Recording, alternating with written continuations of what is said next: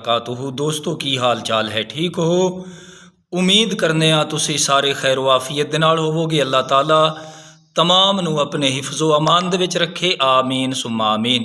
تو بھائیو، عرض کرنے ہاں نبی پاک علیہ السلام دا فرمان جس دے راوی حضرت عبداللہ بن عباس رضی اللہ تعالی عنہ آپ نے، آپ علیہ السلام دے غلامو، آپ فرماندن اللہ تعالیٰ نے نبی پاک صلی اللہ علیہ وآلہ وسلم نو تمام مخلوق دے وچوں خیر فرمایا ہے، یعنی اللہ تعالیٰ دی ساری مخلوق دے وچوں سب تو بہترین نبی پاک صلی اللہ علیہ وآلہ وسلم دی ذات گرامی ہے۔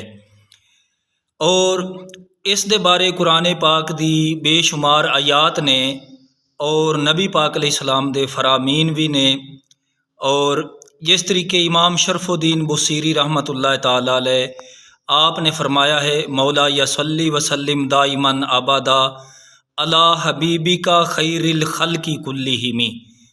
تو نبی پاک علیہ الصلاۃ والسلام اللہ دی ساری مخلوق دے وچوں خیر نے، بہترین نے۔ نبی پاک علیہ السلام دا اے مقام ہے، اس حدیث شریف دے اندر قرآن پاک دی آیت دا بھی حوالہ ہے، لیغفر لک اللہ ما تقدم من ذنبک وما تأخر۔ اللہ تعالیٰ نے فرمایا کہ میرے حبیب علیہ السلام تہاڈے ذریعے میں تہاڈی امت دے اگلے اور پچھلے گناہ معاف فرما دیواں گا۔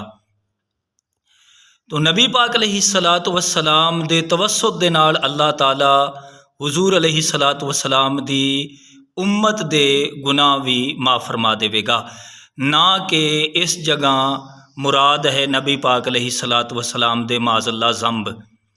اللہ تعالیٰ نے اپنے حبیب علیہ الصلاۃ والسلام نو اے اعزاز بخشا ہے کہ ساڈے جے لکھاں تے کروڑاں گناہ گار نبی پاک علیہ الصلاۃ والسلام دی شفاعت دے ذریعے جنت وچ جان گے۔